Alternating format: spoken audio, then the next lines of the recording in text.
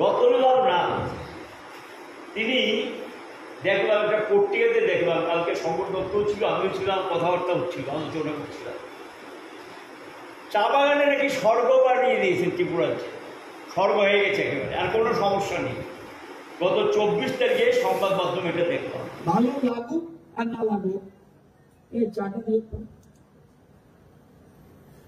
সেটা শুধু শহরে নয়, গ্রাম শহর সর্বত্র প্রত্যেকের বাড়িতে। কেউ কেউ এখানে কেন আলাদা কথা, কিন্তু চাটা অত্যন্ত জনপ্রিয় সারা বিশ্বে। এবং আমাদের রাজ্যে চা হলো একটা স্থায়ী শিল্প। আমাদের স্থায়ী শিল্প বলতে আর কিছু ছিল না। আমাদের শিল্প বলতে দুটো ছিল। একটা শিল্প ছিল স্থায়ী শিল্প চা, সেকেন্ড ছিল আমাদের জুটমিল। চা ছিল আমাদের আসল শিল্প, স্থায়ী শিল্প, আর জুটমিল, এবং বহু আগে থেকে। কিন্তু কোন এক সময় এই চা শিল্প ধীরে ধীরে ধীরে ধীরে ধীরে ধীরে শেষ হয়ে, আমাদের যে বর্তমানে 52টা চা বাগান আছে, আমাদের যে বর্তমানে 52টা চা বাগান আছে, রাজ্য সরকার চালায় 5টা, কোঅপারেটিভ আছে 11টা, এর মধ্যে আপনারা একটা। এই জন্যই কোঅপারেশন মিনিস্টার এখানে এসছেন। ব্যক্তি মালিকানা আছে 34টা। টোটাল শ্রমিক কত, জমি কত, জমির পরিমাণ 12,839 হেক্টর, 6.6 এক হেক্টর। 12,839 হেক্টর চা বাগান এরিয়া আছে, এবং ওই চা বাগানগুলোতে শ্রমিকের সংখ্যা 10,438 জন, এবং আমরা জানি স্থায়ী শ্রমিক 6,544 আর অস্থায়ী শ্রমিক 3,894। ত্রিপুরা সরকার যে বছর এ রাজ্যে বিজেপি পরিচালিত সরকার এসছে, তখন থেকে চারদিকে একটু নজর বেশি দিতে থাকে। এবং আপনারা জানেন, নোট করে নিন সরকারি বাগানের অবস্থা কি ছিল। সরকারি বাগানের এমডিও এখানে আছেন, চেয়ারম্যানও আছেন। 16-17-তে কত কেজি চা উৎপাদন হতো সরকারি বাগানে? 2 লক্ষ কেজি। 17-18-তে আরো কমে যায় 1,72,000 কেজি। যে সরকার আসলো, চেঞ্জ হলো, এবার চেঞ্জ হয়ে গেল, 18-19 হয়ে গেল 2,98,000 কেজি। 19-20 হয়ে গেল 4,02,000 কেজি। এখন হয়ে দাঁড়িয়েছে 7,55,000 কেজি সরকারি বাগানে। তার মানে কি? ক্রেডিট কার্ড চা শ্রমিকদের যদি আপনি ভালোভাবে তাদের সাহায্য না করেন, শ্রমিকের মতো মনে করেন, শ্রমিককে ভাই মনে করতে হবে, শ্রমিককে বোন মনে করতে হবে, তাইলে আপনি পারবেন, নতুন পারবেন। এবং আপনারা জানেন যে এই সরকার আমাদের সারা রাজ্যের হিসাব যদি বলি, 17-18-তে কত লক্ষ কেজি চা উৎপাদন হতো সরকারি, বেসরকারি, কোঅপারেটিভ? 70 লক্ষ কেজি।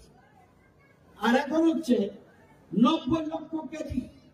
তাহলে এটা বুঝতে পারেন চা শ্রমিকদের প্রতি, চায়ের প্রতি সরকারের দৃষ্টিভঙ্গি কি। 1, 2, চা বললেই হবে না, চাকে প্রমোট করতে হবে, চাকে বিশ্বের বাজারে নিতে হবে, দেশের বাজারে নিতে হবে, দুর্গাবাড়িকে চেনাতে হবে, দুর্গাবাড়িতে রাষ্ট্রপতিকে আনতে হবে, দুর্গাবাড়িতে বিশেষ ব্যবস্থা করতে হবে, সারা বাগানগুলিকে জনসমুখে তুলে ধরতে হবে। তাহলে সরকার কি করবে? এই সরকার আপনারা জানেন প্রচারের জন্য করলো কি, মুখ্যমন্ত্রী চা শ্রমিক কল্যাণ প্রকল্পের মাধ্যমে কোনদিন ভারতবর্ষে আছে কিনা আমি জানি না, ভারতবর্ষের কোথাও আছে কিনা জানি না, চা বাগান শ্রমিককে জায়গা দেয় বাগানের মালিক বা বাগান কর্তৃপক্ষ, তারা সেখানে কটেজ করে থাকে। আমাদের সরকার কি করলো যে না, তাকে জমির অধিকার দিত। দেখুন, কোন ভারতবর্ষে কোন সরকার করেছিল আমি জানি না। আমি আই এম ফিলিং প্রাউড, আমাদের রাজ্যের বর্তমান মুখ্যমন্ত্রী বা আগের মুখ্যমন্ত্রী, আই ফিলিং প্রাউড। কি সরকার বানিয়েছেন আপনি? আপনাদের সরকার বিজেপি নেতৃত্বের সরকার। ওনাদেরকে প্রশ্ন করতে চাই, একটার পর একটা বাগান ফেলে যখন মালিকরা চলে গেলেন, বামপন্থী সরকার তখন এই বাগানগুলোকে চালু করলেন। সরকার থেকে টাকা দিয়ে সেখানে শ্রমিকদের মজুরি দিলেন, কোথাও সমবায় সমিতি গঠন করলেন। যে বাগানে দাঁড়িয়ে বক্তৃতাটা করলেন, এই সমবায় সমিতিটা কে গঠন করেছিল? বামপন্থী সরকার। ভারতবর্ষে অন্যতম একটা শ্রেষ্ঠ বাগান হিসেবে শ্রমিকদের পরিচালিত শ্রেষ্ঠ বাগান হিসেবে পরিচিতি কোন সময় লাভ করেছিল? বামপন্থী সরকারের সময়। যেই বাগানে লভ্যাংশ 20% উপরে বোনাস দিত, যেই বাগানে শ্রমিকদেরকে গ্যাস ফ্রি, কারেন্টের বিল দিয়ে দিতে, এই কথাগুলো কেন বলতেন? আর বলছে এখন নাকি ত্রিপুরার যে সব বাগানে নাকি এগুলো চালু হয়ে গেছে। প্রথম প্রশ্ন, যিনি এটা করেছেন বলে বামফ্রন্ট সরকারের সময় 6 মাস বা 1 বছর পরে মূল্যসূচক অনুযায়ী বা মূল্যসূচক মানে কনজিউমার প্রাইস ইন্ডেক্স, ভোক্তা মূল্যসূচক অনুযায়ী শ্রম দপ্তর সেখানে তার একটা অ্যাডভাইজারি বোর্ড থাকে, সেই অ্যাডভাইজারি বোর্ডের মাধ্যমে সেখানে টাইম টু টাইম শ্রমিকদের বেতনটা বাড়ত, মজুরিটা বাড়ত। এবং এটা একটা প্রসেস, এটা একটা প্রক্রিয়া, এটা চলতো। কিন্তু সরকার পরিবর্তন যখন হলো, লাস্ট গিয়ে চা শ্রমিকদের মজুরি নির্ধারিত হয়েছিল 1 ডিসেম্বর 2017, নোটিফিকেশন হয়েছিল 176 টাকা। সেই মজুরি তো দিলেন না, মালিকরা মামলায় গেলেন। আমরা মামলায় একটা পক্ষ হলাম, লড়াই চললো, হাইকোর্টে হারলো সিঙ্গেল বেঞ্চে, তারপর মালিকরা গেলেন ডিভিশন বেঞ্চে। ডিভিশন বেঞ্চে সেখানে মালিকরা হেরেছে যে না, বামফ্রন্ট সরকার যে 176 টাকা মজুরিটা করেছে ঠিকই করেছে, এটা বেআইনি কোনো কিছু করে না। তাহলে এইটা লাগু করেছে গত বছর। আমরা যখন মিটিং হইচই করলাম, আন্দোলন করলাম, বাগানে বাগানে বিক্ষোভ শুরু হলো, গত বছর কিছু বাগানে গিয়ে 176 টাকা মজুরিটা লাগু হয়েছে। আমার প্রশ্ন হলো, নিয়ম অনুযায়ী 1 ডিসেম্বর 2017 সাল থেকে গত বছর এটা কত সাল? 2024 সাল। এই যে মধ্যে যে 7টা বৎসর, এই 7 বৎসরের মজুরিটা কোথায়? আমি তো বকে, এটাকে তো আমার পাও না, এটা আইন, হাইকোর্ট বলে দিয়েছে এটা আইন, এটা দিতে বাধ্য। তাহলে আমি যে ঠকলাম, এই 7 বৎসরের মজুরিটা কোথায়? ওই বকে তো আপনারা আদায় করে দেননি। আমরা তো এই শ্রম দপ্তরের সামনে বিক্ষোভ দেখেছি, লড়াই করেছি, আন্দোলন করেছি, দাবি জানিয়েছি, বকেয়া টাকা দিতে হবে, দিলেন না তো 1 পয়সা বকেয়া। তাহলে এই 7টা বৎসর শ্রমিকরা ঠকলেন, তার প্রাপ্য মজুরি থেকে বঞ্চিত হলেন। আইন অনুযায়ী এটা সরকারের দায়িত্ব, যেহেতু হাইকোর্ট বলে দিয়েছে এটা লাগু হবে 1 ডিসেম্বর 2017 সালে, হাইকোর্ট বলে দিয়েছে। তাহলে বাকি টাকাটা আদায়ের দায়িত্ব সরকারের, শ্রম দপ্তরের ভূমিকা সেখানে নিতে হবে, এবং সেখানে কোনো ভূমিকা তারা নিলেন না, একটা পোষা পাঠে। এবং অনেক বাগানে এটা লাভ হয় নাই, এবং বলছে মজুরি নাকি বিরাট বেড়েছে। আমার তৃতীয় প্রশ্ন, মজুরি বেড়ে যদি থাকে 2017 থেকে 2018 ডিসেম্বর, আমি 6 মাস বাদ দিলাম, 1 বছর যদি দাঁড়িয়ে, তাহলে মূল্যসূচক অনুযায়ী তার কত বাড়ার কথা ছিল? 176 টাকা তো বাড়ার কথা ছিল। প্রতি বছর যদি ধরি 7 বছরে তার কত টাকা বাড়ার কথা? কনজিউমার প্রাইস ইন্ডেক্স অনুযায়ী তারা করেছেন, এটা বাড়িয়েছেন, মজুরি বাড়িয়েছেন, মজুরি তো বাড়ায়নি। এবং গভর্নমেন্টের বামফ্রন্ট সরকারের সময় একটা আইন করে, একটা ক্যাবিনেটের ডিসিশন দিয়ে আমরা বিজ্ঞপ্তি জারি করে এটাকে লাগু করেছি। বিডিএ যারা সরকারের কর্মচারী, তাদের ক্ষেত্রে দেখবেন 6 মাস পর পর মূল্যসূচক অনুযায়ী দিয়ে ঘোষিত হয়। আর বেসরকারি ক্ষেত্রে মূল্যসূচক অনুযায়ী বিডিএ, এই বিডিএটা 6 মাস পর পর সেটা রিভিউ হবে। তাহলে এই যে 7টা বছরে কোনো পর্যন্তন হয়েছে? শ্রমিকরা কোনো বর্ধিত মজুরি পেয়েছে?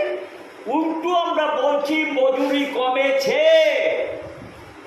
বেসরকারি ক্ষেত্রে মজুরি কমেছে, মজুরি বাড়েনি।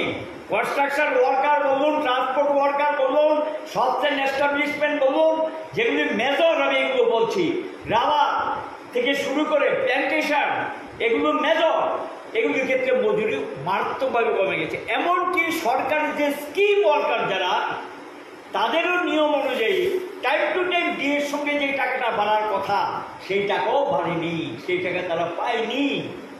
তাহলে কি দিয়ে বলছেন যে এই রাজত্বে নাকি খুব স্বর্গে আছে, খুব ভালো জায়গা আছে?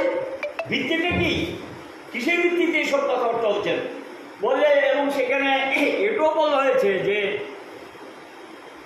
৩,২০০ পরিবারে 2 ঘন্টা করে শ্রমিকদেরকে জায়গা। আমরা বাগানে বাগানে খবর নিয়েছি, অধিকাংশ শ্রমিকরা বলছে আমরা পাইনি। ঘোষণা হয়েছিল 2023-এর বিধানসভার আগেই এই কাজটা তারা সম্পন্ন করবেন, 2 ঘন্টা করে জায়গা দেবেন, তাদের বাড়ি করে দেবেন। কিন্তু এই 2 ঘন্টা করে জায়গা আমরা কিছুদিন আগেও চা শ্রমিকের যে মিটিং, সেই মিটিং আমরা আলোচনা করেছি। শ্রমিকদের বক্তব্য কি, পাইনি। মুসলিমও যে একটা ব্যতিক্রমী ঘটনা থাকতে হয়, কিন্তু বললেন যে ৩,২০০ মতো পরিবার নাকি পেয়েছে। যদি পেয়েই থাকে নামগুলো প্রকাশ করুন, সংখ্যা বলা সহজ, নামগুলো প্রকাশ করুন। কোন কোন শ্রমিকরা এই ঘরগুলো পেয়েছে, তারা কোন ধরনের শ্রমিক, আদৌ তারা শ্রমিক কিনা এটা।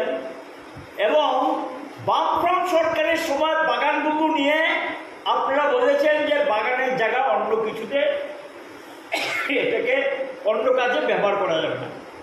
বামফ্রন্ট সরকার একটা কমিটি করেছিল, পরিষ্কার মনে আছে, এই কমিটির মেম্বার আমিও ছিলাম, তপন চক্রবর্তী ছিল মন্ত্রী হিসাবে। এখানে কি আলোচনা হয়েছে যে কোনো, এবং আইনে আছে, চা বাগানের জায়গা অন্য কোনো কাজে ব্যবহার করা যাবে না, পরিষ্কার আইনে আছে। কিন্তু কি হচ্ছে, এই সরকার আসার পর রাতারাতি বাগানের মালিকানা চেঞ্জ হয়ে যাচ্ছে, একজনের থেকে আরেকজন হাতে, শাসক দলের লোক, আবার এর থেকে আরেক হাতে চলে যাচ্ছে। কি হচ্ছে এগুলো? সরকার যে বাগানগুলো চালাতে, এই বাগানগুলোরও জায়গা হস্তান্তর হয়ে গেছে। বেশি দূর গিয়ে লাভ নেই। আপনারা যারা খোয়াইয়ের দিকে যান, জাতীয় সড়ক, এখন তো এটা জাতীয় সড়ক, খোয়াই যাওয়ার পথে পড়বে, হেজামানার আগে, বাজার আগে ডান দিয়ে দেখবেন বনপুর চা বাগান। এটা সরকারই এখন চালায় প্রায় এই বাগানটা। একটা বিরাট মানে প্রচুর মানে একর জায়গা নিয়ে সেখানে একটা কি বিদ্যাভবন গড়ে উঠেছে। বিদ্যাভবন করুন, আমার আপত্তি নেই, এবং সেখানে করার ক্ষেত্রে কোনো আপত্তি নেই আমাদের। কিন্তু এটা চা বাগানের জায়গা অন্য কাজে কি করে লাগালেন? কোন আইনটা ভঙ্গ করলেন? এ আইন যারা ভঙ্গ করেছে তাদের বিরুদ্ধে ব্যবস্থা নিয়েছে, কার নির্দেশে এখানে এটা গড়ে উঠল? সামনেই দেখবেন আবার এই বাগানের জায়গা দখল করে একটা নার্সারি গড়ে উঠেছে বিরাট। কি করে এটা হয়? এইভাবে বাগানের জায়গাগুলো কৈলাসরে বাগানের জায়গা দখল করে রাস্তা করে নিয়ে, এগুলো পেছনের সমস্ত মন্ত্রীদের ব্যবস্থা আছে। আমাদের CI2 সেক্রেটারি এখানে গিয়েছিলেন, সেখানে গিয়ে বিভিন্ন ধরনের কথাবার্তা আমরা অংশ নিয়েছি। কিন্তু সেখানেও দেখা গেল যে আমরা আপত্তি অগ্রাহ্য করে বাগানের জায়গা অন্য কাজে ব্যবহৃত। যে দুর্গাবাড়ি চা বাগানের কথা বলছেন, কিছুদিন আগেও তো শ্রমিকরা যেই বাগানে বেতন পাওয়া নিয়ে কোনো সমস্যা হতো না, মজুরি পাওয়া নিয়ে কোনো সমস্যা হতো না, তাদের উপবৃত্ত টাকা ব্যাংক ব্যালেন্স বিরাট, আর সেই বাগানের শ্রমিকরা রাস্তার উপর করেছে।